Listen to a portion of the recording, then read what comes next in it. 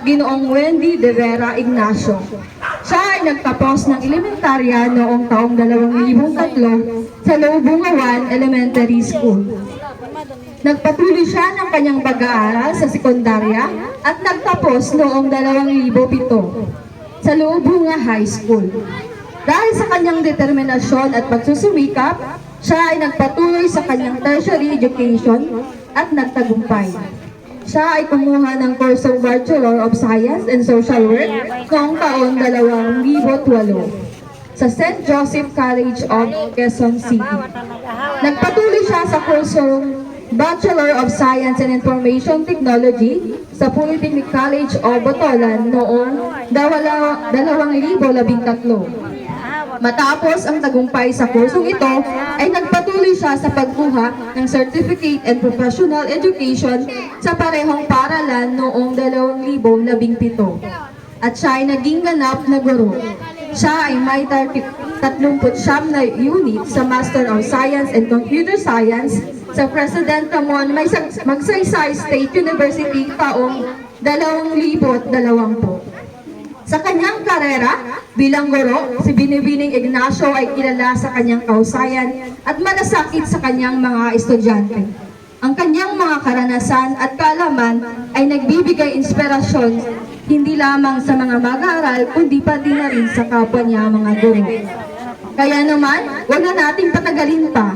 Malugod po nating tanggapin at bigyan ng mainit na palakpakan sa Binibining Edelweiss S. Ignacio.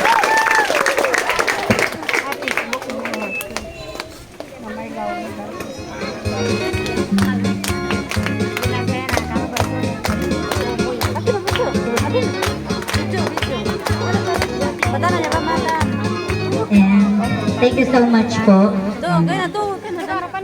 Sa ating school superintendent, Jessie D. Ferrer, Gusto 5. At sa ating public school district supervisor, Dr. Glisilda D. Fontanilla. Sa ating school teacher in charge, Ma'am Criselda D. Soberano. At sa ating barangay captain at saka po ng kanyang kagawaran, barangay captain Ernie V. Juliano.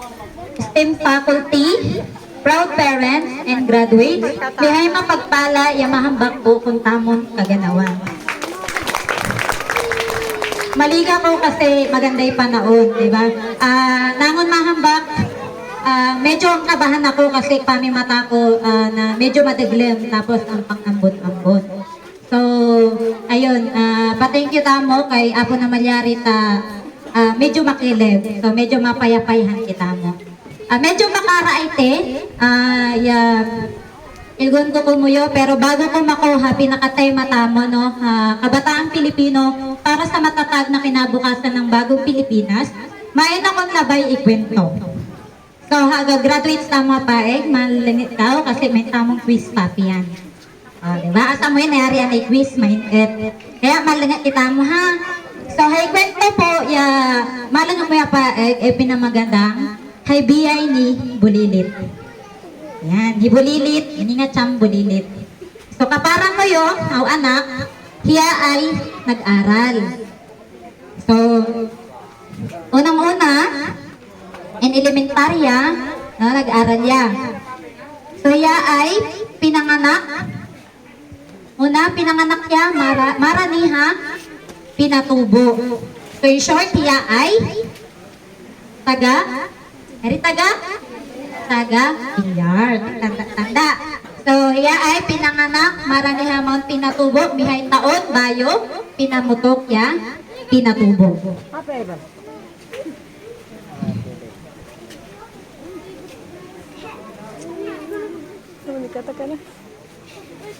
So, mainyan, tatloy patel, hiyaya, pinaka, bunso, ulang kaganawan.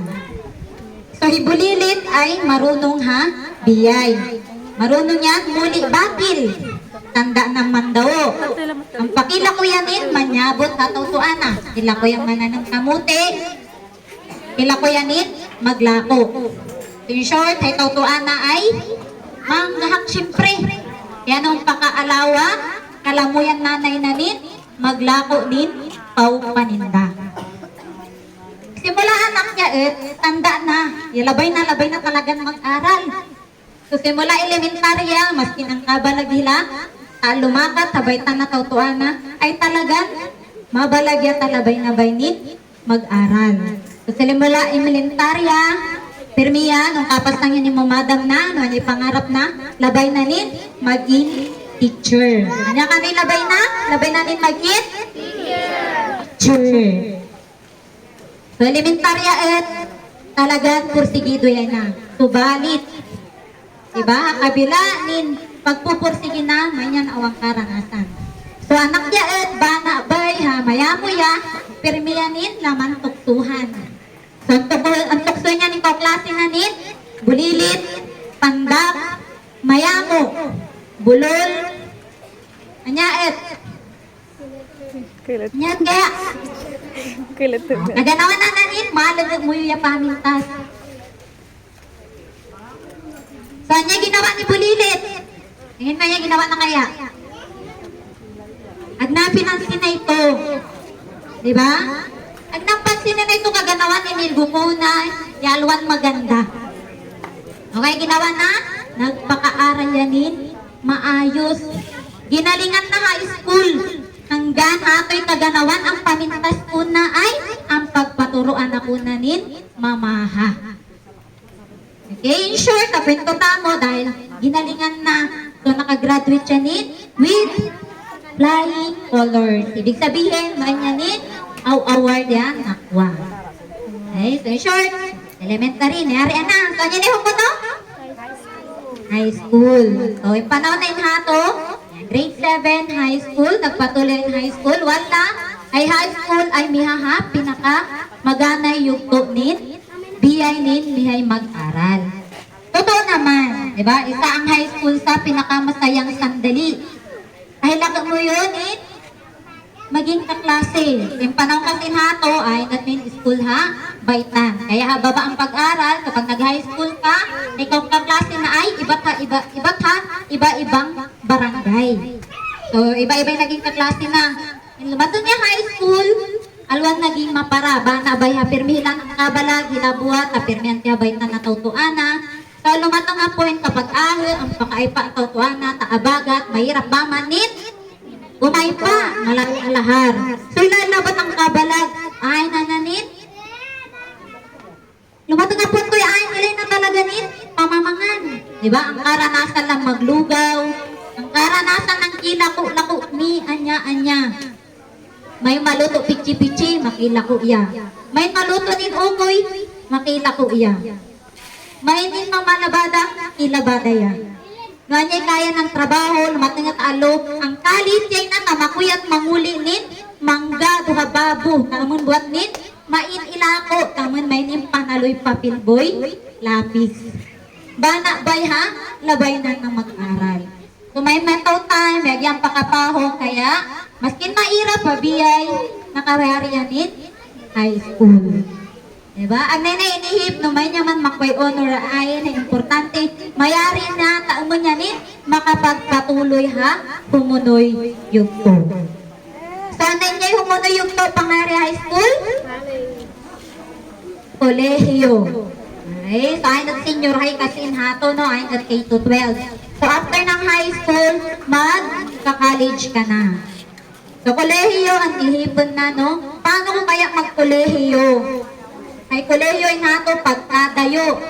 Diba? No, ay kang sasakyan, ay masyadong kita ang matuntaw mo, ay kirap pa masahe. So, medyo ang talula na ibulilit, ag pinalaw ka-aral. Makilaw ko talaw, baitan manggahak. Diba? Tambayin ko talaw ito ako. Pero ang nainihipay ito, labay ko makayari.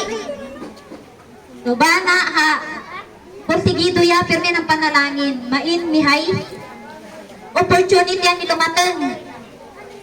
So, may nang panikap nin, i-scholar. Yun nga lang, madayo, ha, ibali. Diba? Ha, ibali. Hindi na nakalakon ibali. Hindi na nakalakon ibali. Diba? May nakalakon ibali. So, in short, dahil labi na mag-aral, maskin madayo, maskin medyo ang kalungoy at tuwana, talawin sanay dumayo ay nag-take yan in exam. Nag-exam yan. So, naipasa na exam, na scholar ya do, nag-aral ya, labi na tagit yung una ng kurso, as in labay-labay na. So, nag-take ya do ni may taon, diba? Pag-stay na ibali, dahil by iba siya probinsya, iba ito yung tagtagnin, naga-ibali ko na. So, natutin na kila mo, no, ito dapat ng bayuhin, pag-uugalin na, yung kapansin, no? Dinayo na. Dalawat ang atang time do, di ba? Adyang pintuan niya ay taya. Mas kinilgo na ay tako. Alo, kitamanan ay ta. Di ba naputi ka itaan? Alo, kang kilit. Mundo kasi pagkabalay lang nato, ibali ng kabahal halibro kasi pag i-describe ang ining katutubo, ay ito'y pagkatanda la. So, lang pintuan. So, lumatang nga time, may nin klase. So, topic la, ay nin ano la, ang klase la ay tungkol ha katutubong ay ta. So doon nag-start na dinumawag di bulilit. So in-explain niya, yabihay, biyay ni Mihay katutubo. Hangga ha, naliunawan nila. So doon ilapag nintuo, yahay Mihay katutubo ay alwabot ang tiha, bakil. Diba? So in short, dahil ha, nalungo ha to ang, diba? Nurong. So, maski nilabay na ito'y, una ng kurso, ba na irap biyay, ay not masyadon, o scholarship program inhato, so, agyan nakatuloy doon, kurso ilabay na. So, nagtano niya may taon, kasi may dayo hato'y kolehiyo ilabay ng pahukan. So, agyan makapagtuloy, mag-aral talaga, nagtano niya may taon, nakilakuya hatuan na, nakilakuya ungan ha ibali sa Manila, nagtrabaho ha pabrika, nangatulong, di ba? Nag-aral niya yan in anak. Hanggang na naihipan na, labi ko talagang makapagyari. Labi ko talagang ituloy ito yung pangarap ko. Tumere may taon, nagbalik yan, durong niya kung lastak ko itaan. Mainit, mihay eskwelahan niya, ipinatayo. Medyo mata niya na. Kawa na to, ana. Tatay, baka pwede ako na mag-aral. Medyo madani-dani na. Kaya ni pamasahe. Maskin 50 pesos ba't makapahok ako na. So niya ginawa na, nag-aral yan. Nag-take yan yung kurso, maskin hati kurso yung ato ay alwa talaga natin pangarap na yung course. Diba hati na i-take ko, basta mayari ko ba't ni kolehiyo. May na kong magamit lano no, labay ko nin, mag-apply nin, maganda yung trabaho. So niyakap na yun ito yung kurso yung kinuha na. Hanggang nakapagyari yay na. So, bayan nakapagyari. Alwat ang dunga para. Asa ko, high school buhat. Wana, ya mairap. Mas mairap ko na kolehiyo. Kay laki gastos. So, pumahok ya, mas kinin. Agyan nangan, basta may niya ba't pamasahe. Pala ko boy, kaurong. Nayari ba't ang may taon, enrollment na problema yan na, agay na pumahok. Aga talaga kaya suportahan. Nagkasabay-sabay ang problema, pamilya. Yung maskin labay na mag-aral, ag na taga kalabay mag-aral. So enrollment na pag-ispantay ko kaklase na. Ang pastangin niya na, ang tag ko labay, agay na mag-aral. Siyempre, nilgo na ba, aga kayan to ako siyempre kaya. Kay irap, sabay-sabay ang problema, ay gastos. Pag pinalabay nit, pumahan, ipon to ako. Pinastang ko, labay mo talaga mag-aral. Pero labay na talaga mag-aral. May halo, bigla tanan, may tinumawag ko na. Tinumawag na? May haha, teacher na.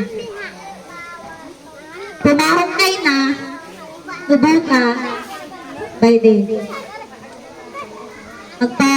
Magtinin siya kang pamasahe mo, pumahok ka. Kung naglakuya pa, lumatang na ha. School na, antido ang pangantiya, tao teacher na, boy, ikaw kaklase na. Tanda mo yan, maganda yung nangyari kay Bulilit. Nakapag-enroll ya, bana ta, nito tagpon niya, tao teacher na, boy, ikaw klase na, amo niya ba't niya maimin, pang-enroll. So, nanghinayang kasi tao teacher na. Dean's lister ya kasi, tandami na ito, Dean's lister. Diba pag nagkolehiyo ka, haingat ko mo yung Dean's lister kapag maganday grado mo yung pag-aaral. So, nanghinayang, kaya pinapahok yan. So, start na ha to. Agyan na nin ang pangan minimimihana. Alawin ang puro ukoy abawon na. Diba dati kasi puro ukoy, pritong ukoy, prito ukoy may alamang. Numaga na ganay kita tautuwa, magbawa niya nin prito yan, utok ukoy may nin sardinas. So malhapan na para kun na. Nangyari ito dahil inilgo na hakaw klase na teacher na. Lagi ng pangan, no? Iyan ay pinakamalaka akakan pirmi. Nakaganawang kaklase na ang pambiko ng kakan. In short, naitawid, ibulilit sa kolehiyo na nin matagumpay.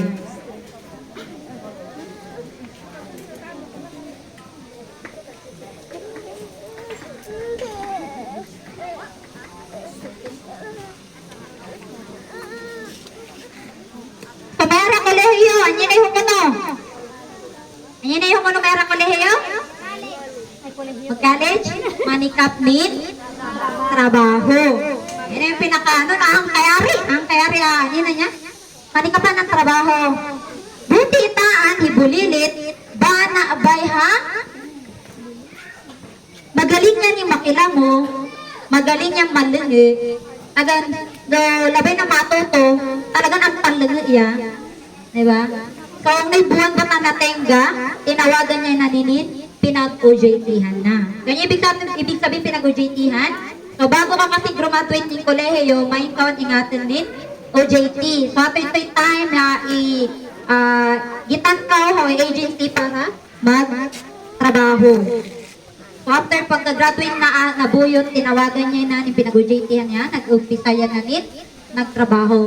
So, dati, puro buhat din second hand ang gamitan ng pag-aral, puro pakikuha po pinghan, pangiri. So, simula nagkatrabaho ya, doon ay nanatanam ya. Ang kahaloy na ito'y bobagay ya dati ay pangarap ng buwan. Ya dati ay agnang takwa. Diba? Ang pakatambayay na siyempre hatuan na. Kaso, bigla yanin, iningat nin, una ng pangarap. Ano yung una ng pangarap? Teacher. So may tinawagan niya na kaklase na. Puro tawag ganyan. So tinawagan niya kaklase na. Ay Rika, anti ko diha trabaho. Labi mo mag-aral uman. Mag-aral uman, anya ito. Basta kurong ka tanata mag-aral kang uman.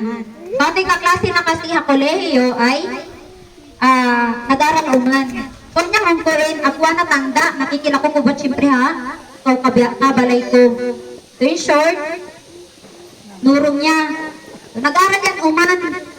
Agnatanda, yahato awad ay aking wana ay palakuan ay pag-teacher. So doon na naihip, pag-teacher aw dayti, ano pag-klase ilay na. Ang nadahil abay ituloy. Kaso sige, na-enroll ko na, hindi ko na di. Total, kung may buwan-buwan ita na kubulan ko di, yarian ko na. So in short, nayari na, ito'y kurso'y ingwana.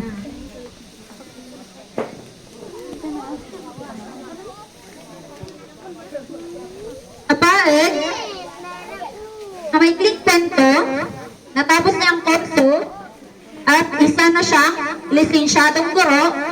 Sa ngayon, nagtuturo na siya ng 7 taon sa kolehiyo at siya na yung nagsasalita sa harap ninyo. Yung dating pangarap niya, isinasabuhay niya na ngayon. Napapansin ninyo, ang dami niyang pinuntahan, pero sa huli, bumalik pa rin siya sa dati niyang pangarap. So, mabalik tayo sa temang kabataang Pilipino para sa matatag na kinabukasan ng bagong Pilipinas. So, isang tanong ang ating makukuha. Paano magiging kabataan, paano magiging matatag ang isang bagong Pilipinas kung hindi matatag ang mga kabataan? So, kagaya ng kwento ni Bulilit, marami siyang pinagdaanan. Hindi madali ang mga pagsubok na kinakaharap, pero ang pangarap niya ang palagi niyang binabalikan para magpatuloy. Marami mang pangungutya, may mga tao man na may duda sa kakayahan natin at hindi tayo suportahan.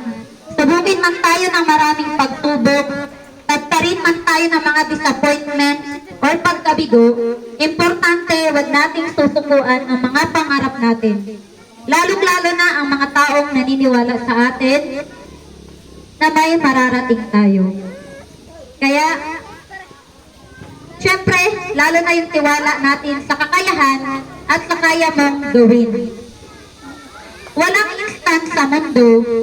Kung gusto natin guminhawa ang buhay, kailangan mong pagsigapan at pagpaguran. Diba? Walang magic. Diba? Minsan napapagod natin sa magic. Gusto kong yumaman. Ching! So, sa realidad ng mundo, walang ganun. Kailangan nating magpursige. Maskin mairap. Madalas, sinasabi sa atin ng mga magulang, edukasyon ang naipapamana nila sa atin na hindi kayang nakawin sa atin ninuman. Totoo naman yun.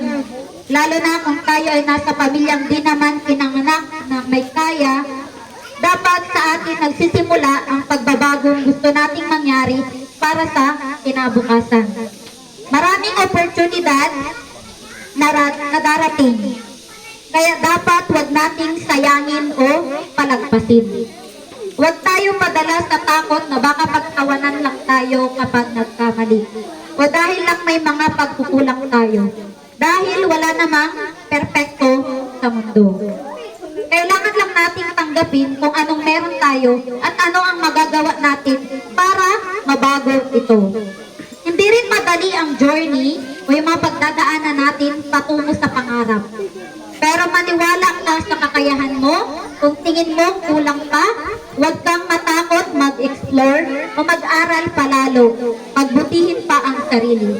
Kasabay ng mga pagbabago, huwag nating kalimutan kung sino at saan ba tayo nagmula. In short, huwag nating idanay ang lahi natin. Base sa karanasan ko bilang isang guro sa kolehiyo, marami po kaming mga estudyante na nag-i-enroll kapag tinatanong namin, ay takanay? Ay sagot lang, so alwan po yung alwa.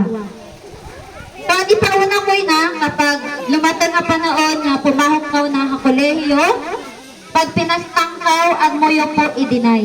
Malaki po yung opportunity, dumani ko moyo, kapag proud ko ilguhan mo ay rikaw na iba, buino anyay lahi moyo. Permin pamaling ay haibatan, lalo hatawtawin na ng bay, habawat journey natin. Kaya, salamat sa mga taong naniwala at sumusuporta